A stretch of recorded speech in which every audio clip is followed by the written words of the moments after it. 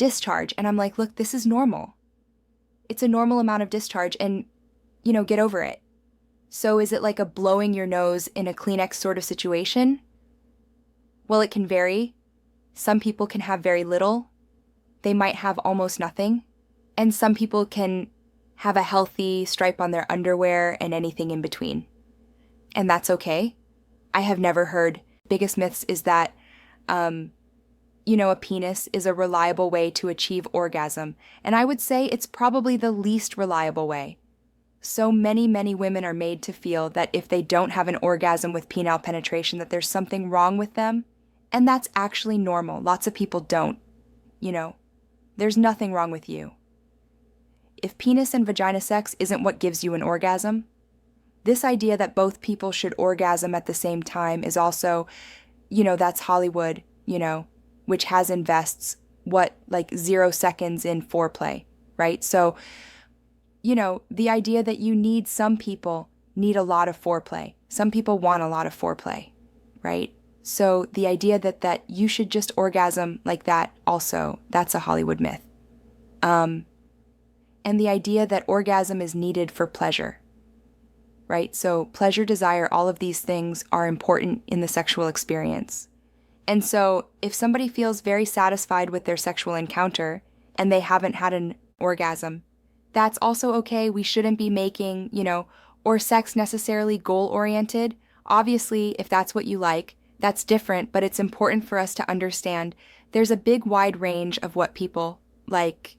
I think that's really important because I would imagine if you're having trouble having an orgasm with penetration, or if it's taking you longer than you think it should, and you start to develop a story in your head that there's something wrong with you, or that this is very hard for you to do, I would imagine that all of that stress and the story you're telling yourself also interferes with your ability to have an orgasm. Absolutely. Things that take you out of the moment, right? So, mindfulness plays a big part in a good sexual experience. And things that are taking you out of that, just like, is there a pilot or a laundry? Different things can take you out of that moment, right?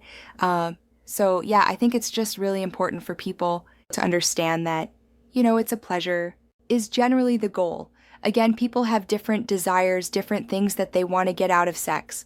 And so it's important to think about that whole range of experience. But in general, I would say the biggest myth that I undo is this idea that, the penis is the bringer of the orgasm.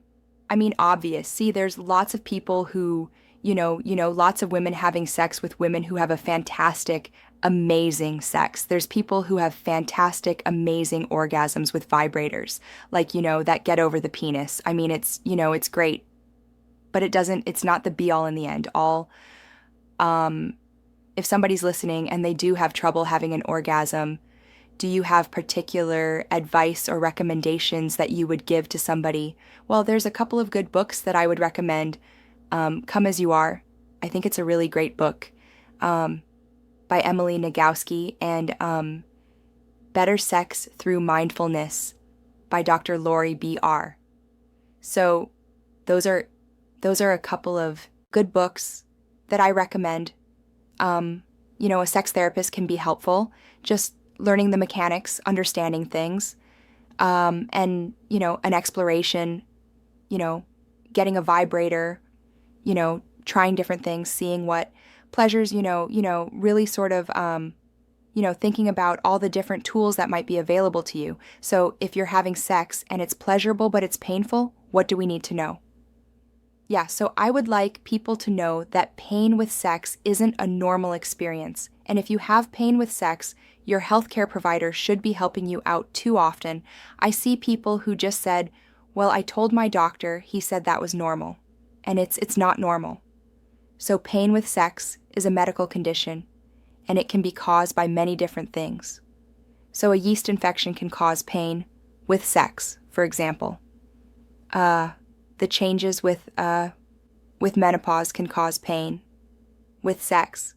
People can develop tight muscles around their vagina, condition called vaginismus, which can cause pain. With sex, people can have a nerve pain condition, can have skin conditions that can cause pain with sex. There's many, many different things that can cause it. Endometriosis can cause scarring at the back of the vagina, and that can cause pain with sex. There's a condition called a painful bladder syndrome. So you think about all the different structures that are around there. So many, many different things can cause pain with sex. So it's important to get an evaluation and get a D-diagnosis, so then you can hopefully get the right treatment. Dr. Annie do. All vaginas self-lubricate. So everybody makes vaginal discharge, but there's going to be a spectrum. And with sexual activity, there's also going to be a spectrum about how much lubrication is made in response to it. And there could be a whole different reason for that. Stress could play a role. Your physical health, the amount of foreplay you've had, how you're feeling at the moment. And so if you need lube, great, you need lube. And if you don't need lube, great, you don't need lube. If you just like lube because you like it, great, you like lube. Why not try different things? I take it we should be avoiding the lube. That smells like a pea colada. Well, I would just tell people to be mindful that there are lubricants that can be irritating.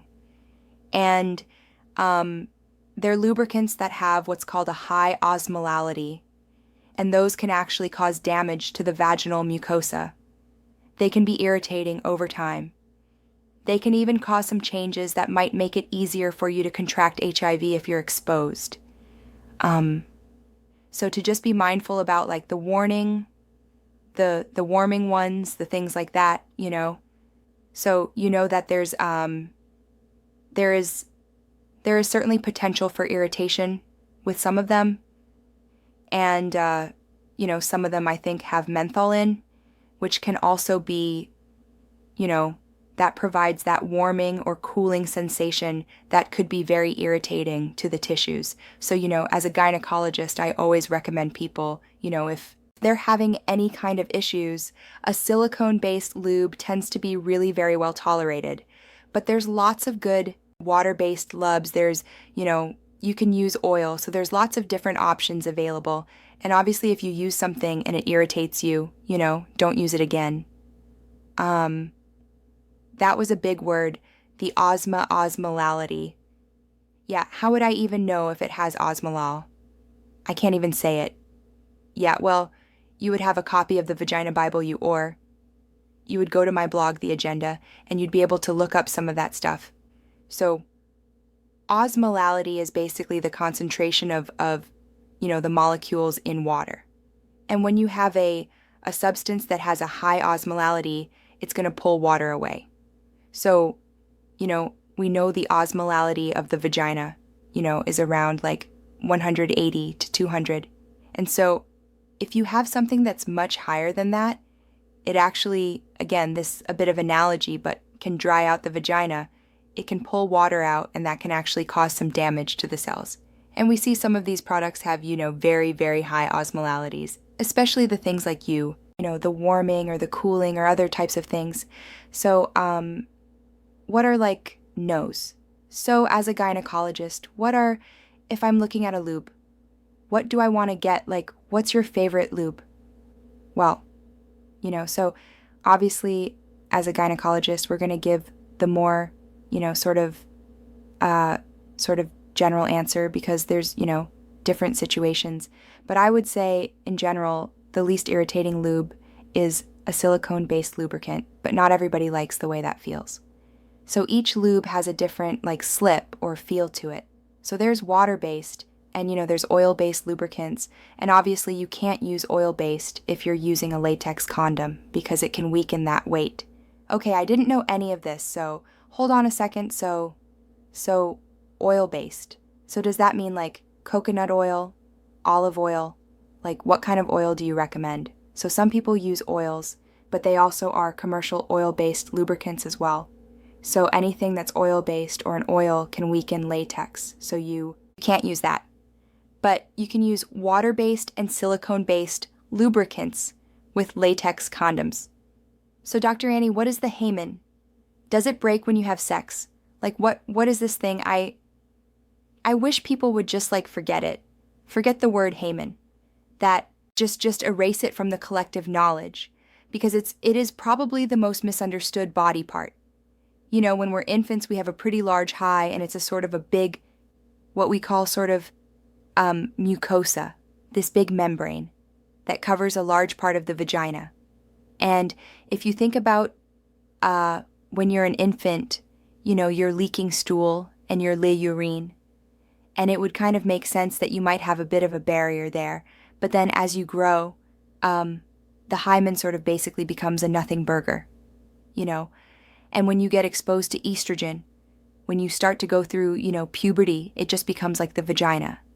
And, you know, some people, a very, very, very small percentage, might have a little bit of tightness left in that hymen when they're older.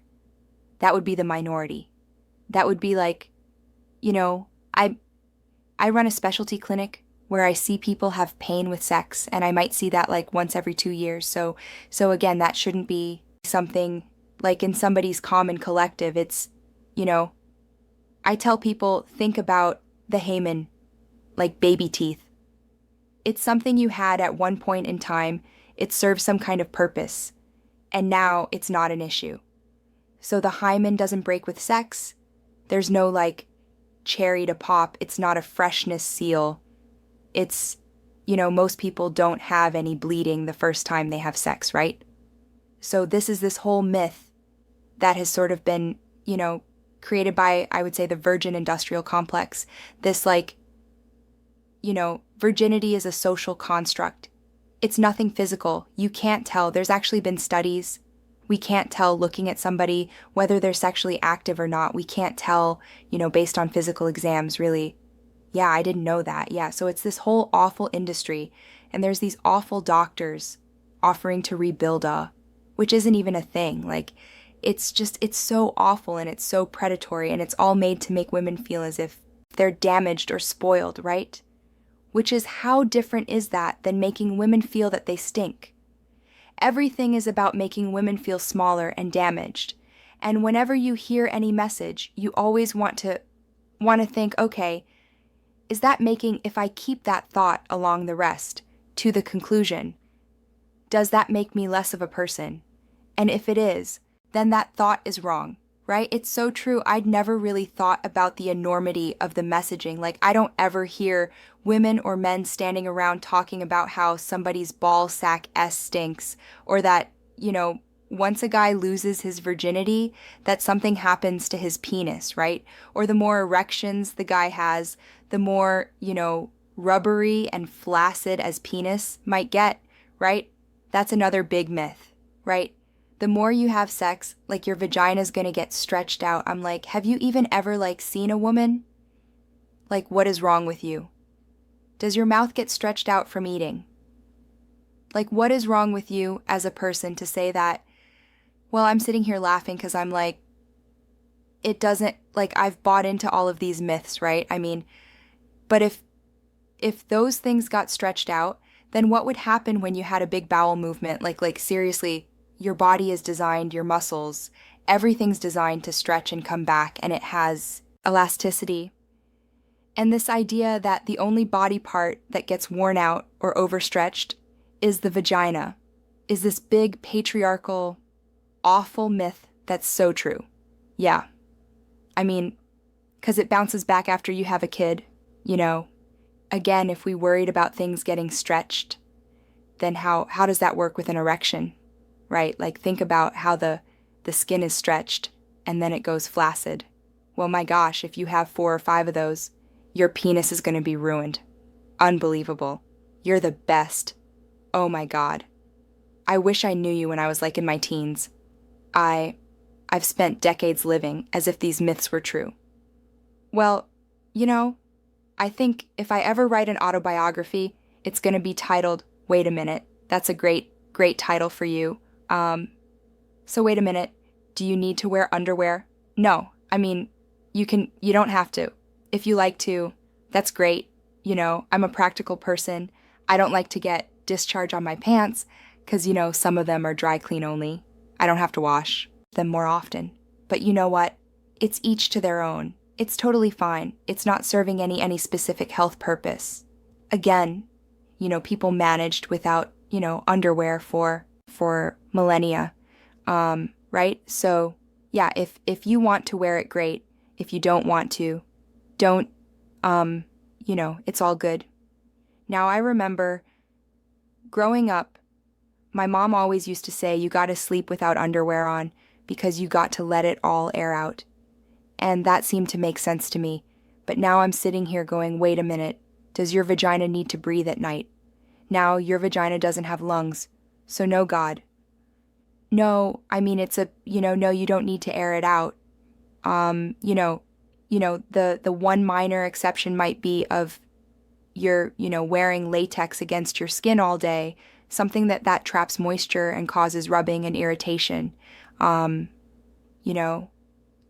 in the same way, if you think about a baby in a diaper, right, that it's so occlusive because it's meant to stop any urine from getting out, right?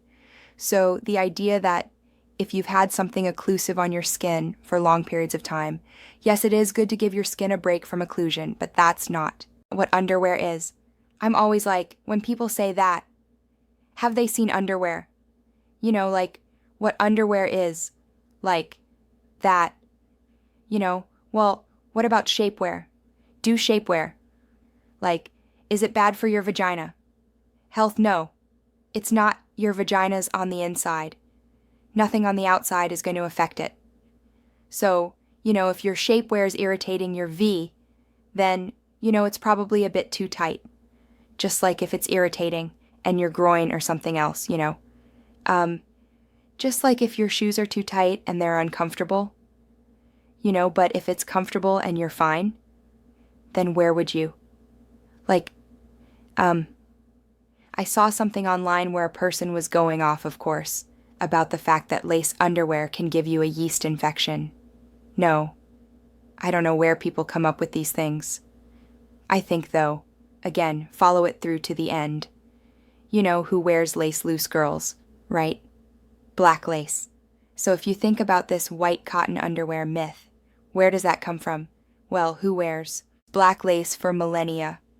Right? So yeah, if you want to wear it, great. If you don't want to, don't, it's all good.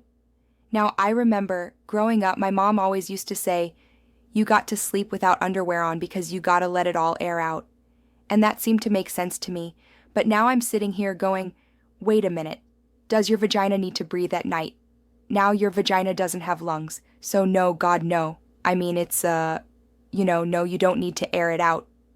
The one minor exception might be of you're, wearing latex against your skin all day. Something that traps moisture and causes rubbing and irritation. So in the same way, if you think about a baby in a diaper, right, that it's so occlusive because it's meant to stop any urine from getting out, right? So the idea that if you've had something occlusive on your skin for long periods of time, yes, it is good to give your skin a break from occlusion, but that's not what underwear is. I'm always like, when people say that, have they seen underwear? Like what underwear is, like that, Well, what about shapewear? Do shapewear. Like, is it bad for your vagina health? No, it's not. Your vagina's on the inside. Nothing on the outside is going to affect it. So, if your shapewear is irritating your V, then, it's probably a bit too tight, just like if it's irritating and your groin or something else. Just like if your shoes are too tight and they're uncomfortable, But if it's comfortable and you're fine, then where would you like, I saw something online where a person was going off, of course, about the fact that lace underwear can give you a yeast infection. No, I don't know where people come up with these things. I think, though, again, follow it through to the end. Who wears lace loose girls, right? Black lace. So if you think about this white cotton underwear myth, where does that come from? Well, who wears black lace underwear? In the 50s, that would have been, those kind of girls, right? I mean, awful patriarchal ideas. And so, yeah. I mean, the idea that the color of your underwear is going to have some kind of like health repercussion, well, then why isn't my green shirt affecting my skin? Right? Why isn't your black shirt affecting your skin? How does the color of fabric only uniquely affect the VVA, right? That make any sense at all. So, no, I mean, you lace is fine if it's irritating you. Like if it's in the wrong, we've all put on underwear where it's just like caught in the wrong place and your groin or just like the wrong place, then put a different pair on. That's really about the fit. So obviously a thong is fine as long as it's not irritating you. Yeah, exactly. Everything's fine as long as it doesn't irritate. Look, if want to wear something that's too tight, look, I personally don't. Because I like to be comfortable, but I'll admit, I have worn uncomfortable shoes because they looked cute. So, each to their own. So you say that yeast infections and bacteriosis in the vagina are common, but that they are often misdiagnosed and misinterpreted. So as a gynecologist, what do you want us to know? Yeah. So unfortunately, diagnose in a yeast infection or bacterial vaginosis over the phone or remotely is very difficult because the symptoms can overlap a lot, and there's lots of things that can produce identical symptoms to a yeast infection. What are the differences between them? So bacterial vaginosis is a change in the vaginal microbiome that has allowed emergence of what we call anaerobic bacteria.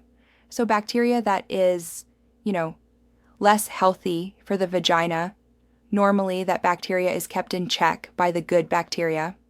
But so it's been allowed to overgrow, and it has changed the bacterial makeup of the vagina, and it can produce an odor. It can produce a discharge, and that can be a little bit irritating as well. Sometimes people get an itch. Everybody's different. A yeast infection is an overgrowth of yeast. The pH of the vagina remains the same, where the pH rises with bacterial vaginosis. And we don't really understand why people get recurrent yeast infections. Or, we all have yeast in our vagina. We have yeast on our skin. We all have yeast everywhere in small amounts. And why for some people, yeast starts to overgrow. We don't really know. There are certainly some factors that are linked to it, but so sometimes it could be that people acquire a strain that's more virulent, more aggressive. There may be local immune system issues with the vagina as well. Estrogen in the vagina can sometimes increase the risk of yeast infections. That's why we see more in pregnancy as well. So there can be lots of different reasons for that. But other things can cause itch as well. So people can develop a dermatitis of their vulva, and it can be very itchy, and they can be misdiagnosed as having a yeast infection. So it can be hard to tell over the phone.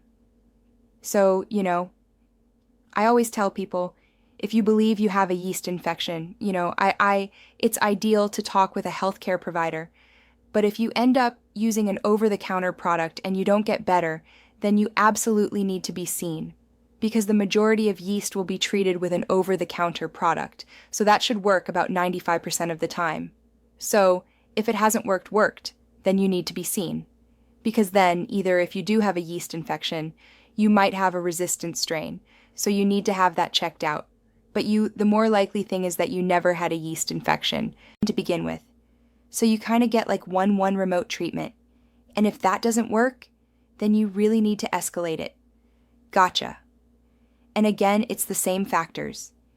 If you're having pain while having sex, if there's a smell that's not normal or bothers you, if the discharge has changed, if you're itchy, those are all the same symptoms, those. Yeah. And the problem is they can overlap with many different conditions. So, you can get itch and irritation from low estrogen to menopause. You can get itch and irritation from BV bacterial vaginosis. You can get itch and irritation from yeast. You can get itch and irritation from a dermatitis on the vulva. So, so sorting those things out, it's actually, if you're a specialist, it's not that hard if you ask the right questions and do the right tests. But But it's important if you have those symptoms to, to see someone who can help you. There's a lot of stuff online about boric acid being used to balance the pH of your vagina. Is that true? No, you can't balance your pH of the vagina. If you put acid in the vagina, it's just going to return back to its pH. The pH that it was very shortly after that.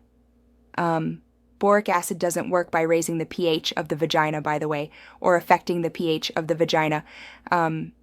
It works because it's basically a detergent. It's like bleach.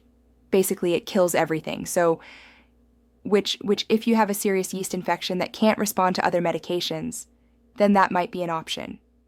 And we also use it as part of a multi-step regimen for bacterial vaginosis, because the boric acid can destroy biofilms, which are complex sort of bacterial colonies in the vagina, or complex colonies that can allow bacteria to persist. Is that something people buy over the counter? Yeah. And there's been a huge explosion of this. And, I see people come in who've been using boric acid for months or using it all the time. And the thing is, it kills your good bacteria too.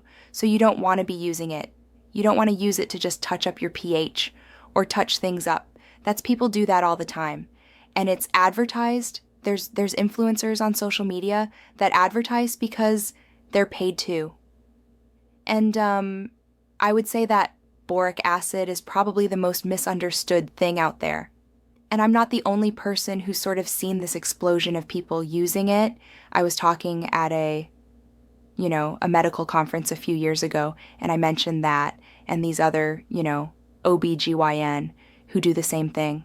I do oh my gosh, I've seen the same thing. And yeah, it's a tool that we use in very specific situations, but it's not something that you should be using chronically. And the very rare situations where we may recommend that you should really be under the guidance of someone who understands chronic yeast infections. Wow, I'm just kind of letting all this sink in, because you're right. The internet is this huge wild west of misinformation. And if you also put that against the backdrop of a history of chronic shaming of women for just normal body function and being marketed to for all of these products that we don't need, and in fact can damage the way that your body is naturally designed to work. It's kind of scary. Yeah, the internet is an amazing propaganda tool. It's also an amazing res-se arch tool, right? And so, like any tool, it's like a car. If you drive it correctly, you can go and see amazing places. You can visit the Grand Canyon. You can go to the Redwoods in Northern California. You can go to New York City. You can do amazing things in a car. And you can also drive on the wrong side of the road and kill someone. Right? So it's like any tool. If it's used correctly and you're taught how to use it, it can be amazing. And if it's used incorrectly and again, there are people who are wanting to use it incorrectly for malice, people wanting to it incorrectly just to sell products, and people who just don't know any better, right? So you get all that as well. And so if you don't know how to sort it out, it can be a problem, holy cow. You are just lining these things up and knocking them down. Dr. Annie, I feel like right now is a great moment to take a break. And during the break, here's what I want you to do. Digest what we just talked about, but share this with anybody that you care about, because we all need this information. Everybody deserves the truth, and that's what you're getting from Dr. Annie today. And when we come back, we're going even more TMI. Stay with us, because we're going there, and we'll be waiting for you after a short break. Hey, it's your friend Mel, and because you're here with me on YouTube, I took out my own ad because I wanted to say one thing. First of all, hit subscribe, because that really helps support this channel. Helps me bring you free videos. Second, make sure you take advantage of this free workbook that I have created as a thank you to you for subscribing to this channel. This workbook is going to help you answer the single most important question you could answer in life, which is, what do you really want? It's a surprisingly hard question to answer. But now it's not, because you have the science-backed approach that I use in my work, in my marriage, in my life, to help me get to the truth about what I actually want. This workbook uses science It is free to you. You can get your hands on this puppy in just a minute. Click the link below, and it is yours as my thank you for being here and supporting this channel. Again, this is going to help you answer the question, what do you want? Because if you can't answer that question, there's no way you're going to get it. So use science and let me support you in answering the question and gaining the clarity and the courage that you need to figure out what your next move is. Alrighty, take advantage of this melrobbins.com. Hit subscribe, and let's get back to the video. Welcome back. It's your friend Mel Robbins, and you and I are here with Dr. Annie, and I am asking her all the questions that we've been afraid to ask our doctors, and Dr. Annie is showing up. So Dr. Annie, what are the biggest myths about periods? Well, I think one of the biggest myths is that you're releasing toxins or impurities during menstruation. And you're not. It's just blood, like the blood from your arm, with some endometrium, which is the lining of the uterus, and some inflammatory fluid and some cervical mucus. And then you, by the time it comes out, is picking up some of that vaginal discharge. So what are the shocking symptoms of periods that no one talks about? Well, I don't think anybody talks about period diarrhea, although I've certainly made that my personal mission to talk about that. So about 12% of people who menstruate get period diarrhea, and if you've had it, you know, and if you don't, then you're really lucky. And I had terrible period diarrhea. I mean, there were days where I'd have to go to the bathroom 10 times. Like just, I think I'm a prostaglandin overproducer. And so that's a symptom that people can have.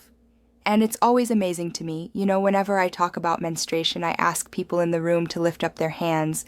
They had menstrual diarrhea. And usually it's higher than 12%.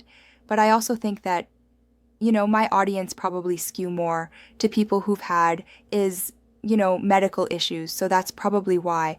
But then I ask, and they're almost all women in the audience who's never heard of it. And there's always women who put their hand up, and I don't fault them. Nobody talks about it. Well, I didn't think it was a thing. I just thought it was obvious because you're having cramps. So wouldn't everything be impacted by the cramps that you're having? Yeah, I mean, not everybody gets it. It's due to the prostaglandin, and we all have this sort of different, I would say, sensitivity, for lack of a better word, with prostaglandin. Probably some people maybe some people have more prenin receptors, because there's a scale in which people have menstrual cramps, right? There's people who are like, I know what you're talking about. I don't feel anything ever.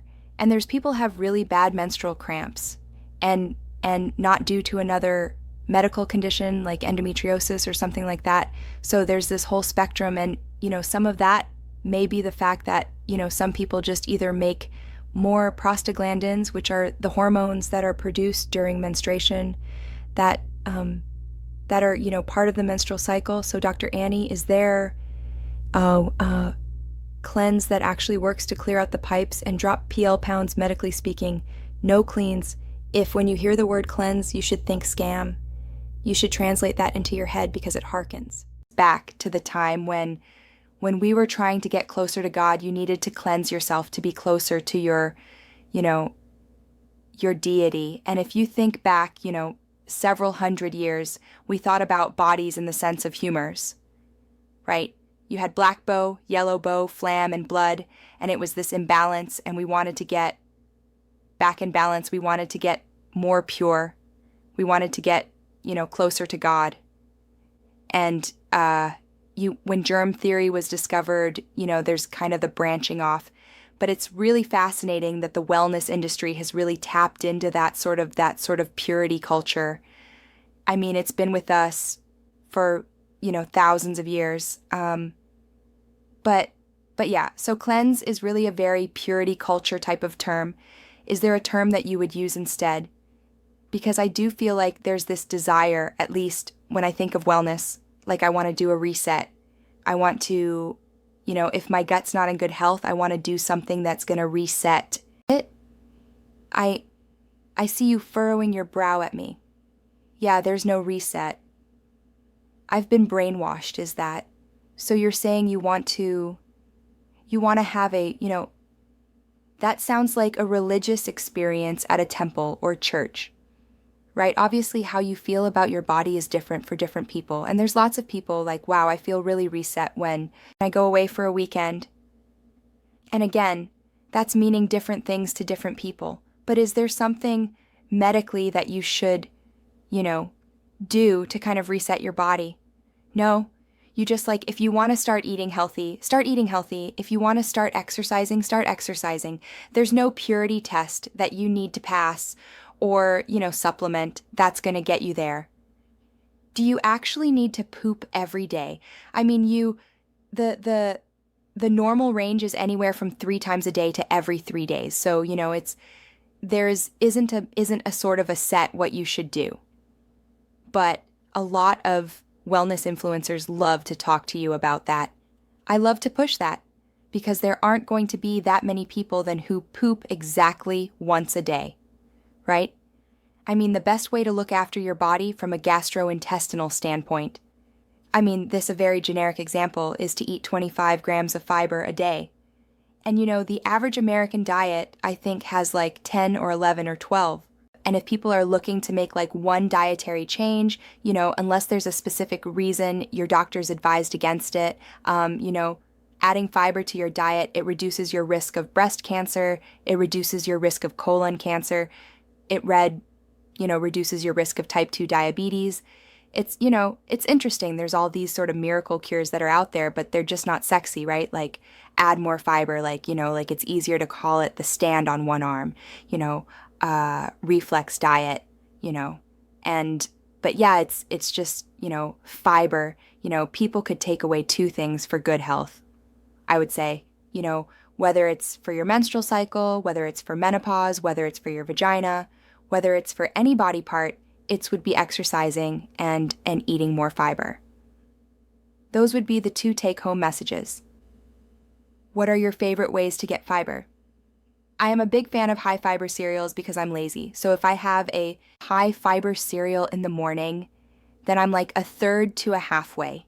There, I love Kellogg's, brand buds call me Kellogg's. I would totally advertise for you.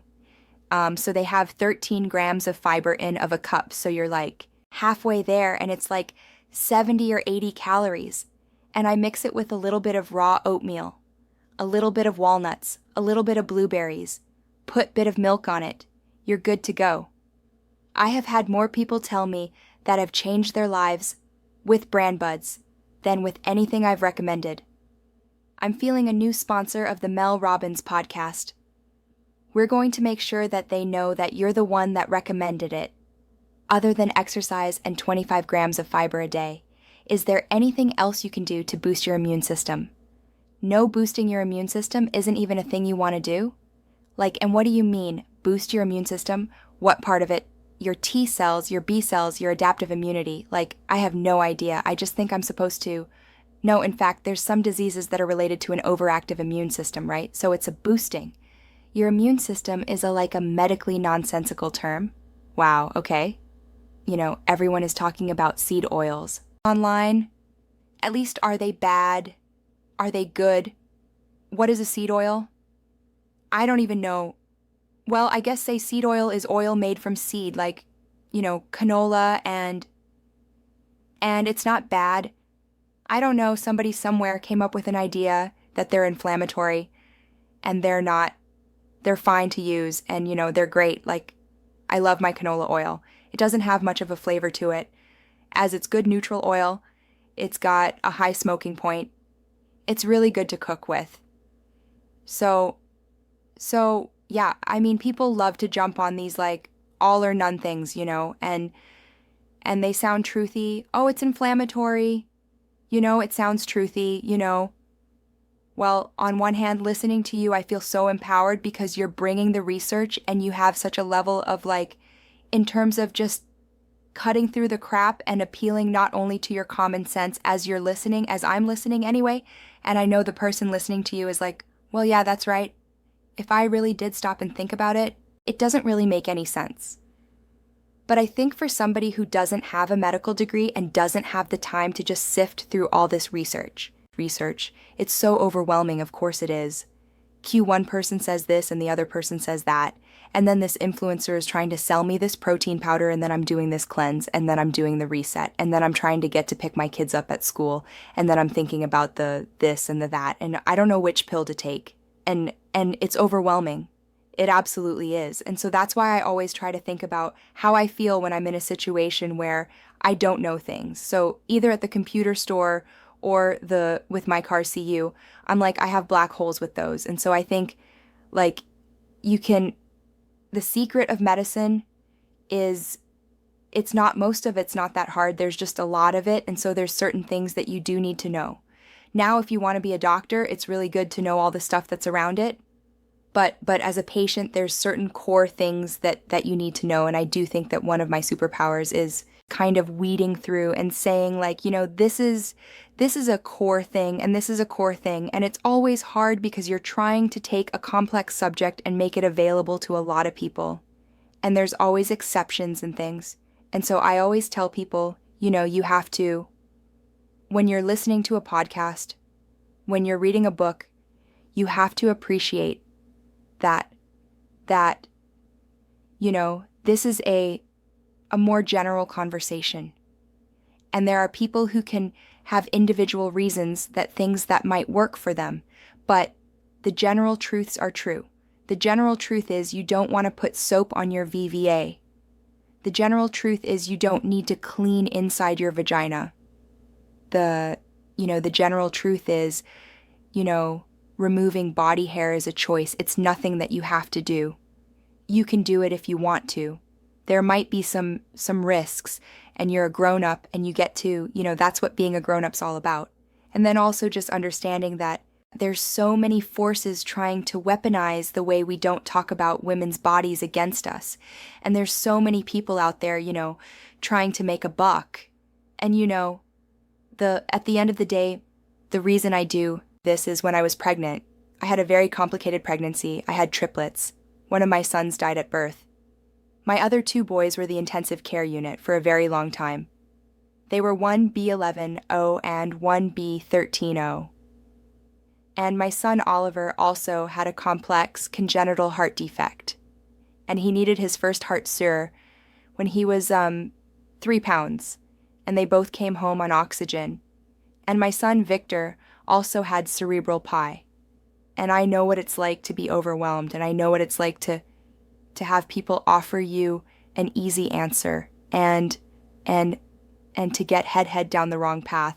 I made choice for my kids that I wish I hadn't done. And so I get how hard it is to take all of that stuff in. And I just want people to know that I'm coming from that place, that I've been there, and I know how awful it feels. And I just don't want other people to feel like that. If I can have any part of fixing it, well, thank you. You have cut through so much crap for us today, and I'm sure that the person listening, just like me, is feeling a mixture of tremendous gratitude and empowerment. And then also the question I always have, which is, what do I do? What do I do? What do I do? Other than sending and sharing this episode with everyone that you know, and checking out all the resources, which there will be so many resources listed in the show notes for this. If you were speaking directly to the person listening who just wants to feel empowered, and our audience more than anybody is really about action, like what can I put into action in my life? What is the most important thing? Oh, well, I would say that something that I think it's a very important thing to consider is to always fact check the information that you get. And so investing in learning how to check information, I think, is a really great tool, not just or the disinformation that's all around about medicine. There's all kinds of disinformation about so many different things. So investing in learning. And the other thing I would say is that anybody who's trying to tell you that you need to fix something urgently, that you're wrong, you've got to act on this, that, that's a sales pressure tactic. There is, you're not unless you're in the emergency room and you're literally bleeding to death.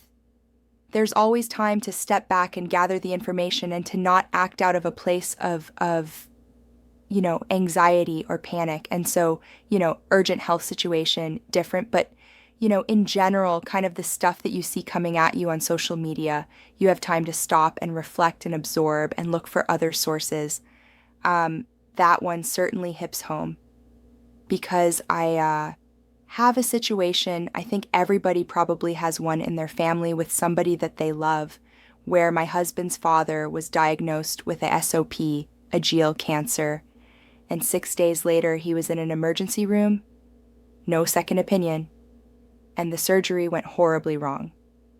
And there's no doubt in my mind that rush to surgery and not taking a breath and reminding yourself that we have time here, that ultimately killed him. Oh, and so I do think that that's a really important thing for you to hear that. Do you have time? Is there a particular way that you would recommend that we research? Because of course most of us go into our doctors with the printouts from WebMD and probably get the giant eye roll from the docs. Like, oh, here we go, done the research, but is there some way that you would recommend that we conduct our research, or that we, or other sites that you can think of that you would send us to? Yeah, so I'm not a believer in hacks, but I'm going to give you my number one hack. So Google is not a medical library.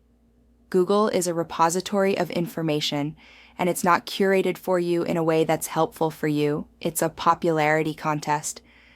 There's so much search engine optimization that goes along. And so what comes up first is not always going to be accurate. And we all take what comes up first or second. And, what if the first, second, or third thing isn't what you want? Instead of going further, we all just start the search again. What you can do is have your topic and then find out the name of the medical professional organization that governs that area. How do I do that? So, for example, for menopause, you would put your question and you put hot flashes, and then you'd hot flashes treatment. And you would either put Menopause Society or they used to be called the North.